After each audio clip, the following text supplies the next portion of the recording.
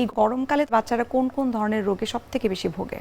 এই সময় সাধারণত বাচ্চাদেরকে বিশেষ করে সবাই বড় ছোট সবারই কিছু না কিছু গরমজনিত কারণে রোগ দেখা দিচ্ছে। বিশেষ করে বাচ্চারা, যেহেতু আমি শিশু বিশেষজ্ঞ হিসাবে বলতে পারি, বাচ্চারা সাধারণত এই সময় ডায়রিয়ার একটা প্রবণতা সবচেয়ে বেশি দেখা দেয়।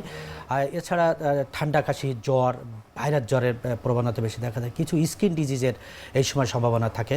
তারপরে যেটা হলো যে তাপদাহের জন্য বাইরে যে বাচ্চাগুলো যাচ্ছে বিভিন্ন খাবার দাবার খাওয়ার জন্য, তাদের অ্যাকুট গ্যাস্ট্রোএন্টারাইটিস, যেটাকে আমরা ডায়রিয়াজনিত কারণ। তারপরে এখন ডেঙ্গু রোগের প্রবণতা কিছুটা দেখা দিচ্ছে। আর চিকেন পক্স যেটাকে বলা হয়, এই চিকেন পক্সের পরিমাণটা বাড়ে।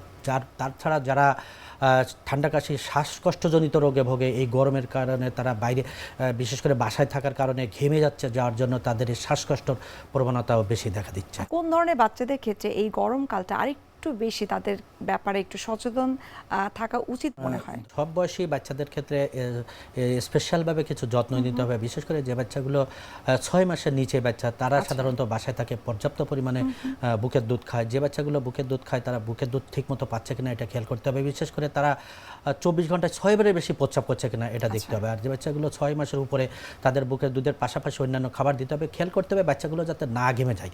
তাদেরকে হালকা কাপড় পরাইতে হবে, যে কাপড়ে তারা ঘেমে না যায়। ঘেমে গেলে তাদের ঘামটা যাতে গায়ে বসে না যায়, এদিকে খেয়াল করতে হবে। ঘাম গায়ে বসে গেলে সাধারণত তাদের ঠান্ডা কাশি লাগার সম্ভাবনা থাকবে। তারপরে যাদের বিশেষ করে ডায়রিয়া হয়, এই বাচ্চাগুলোর প্রতি স্পেশাল কেয়ার করতে হবে। 6 মাসের উপরে যে বাচ্চাগুলো বয়স, তাদেরকে বুকের দুধের পাশাপাশি বাসার তৈরি খাবার দিতে হবে। স্যালাইনটা ইনশিওর করতে হবে। প্রতিবার পাতলা পায়খানার পরে যতটুকু পানি শরীর থেকে বেরিয়ে যাচ্ছে এটা ইনশিওর করতে হবে। আর পাশাপাশি বুকের দুধের পাশাপাশি খাবার, বিশেষ করে বাসার তৈরি খাবার, কাঁচা কলার তরকারি, ইভেন মুরগির মাংস ম্যাশড করে তাদেরকে খেতে দেওয়া যেতে পারে। আর যে বাচ্চাগুলোর বিশেষ করে ঠান্ডা কাশির প্রবণতা আছে, তাদেরকে স্পেশাল খেয়াল করতে হবে যে তারা যাতে ঘেমে না যায়। আর এক শ্রেণীর বাচ্চা যেগুলো স্কুলে গোয়িং বাচ্চা, তাদেরকে খেয়াল করতে হবে যে তারা স্কুলে যাওয়ার সময় কাপড়টা ঠিকমতো ইয়ে করে যাচ্ছে কিনা। স্কুলতে বিশেষ করে আসার সময় যে গরমটা থাকে, এই গরমের সময় খেয়াল করতে হবে তারা রোদ্রে বেশি তাপ না লাগে।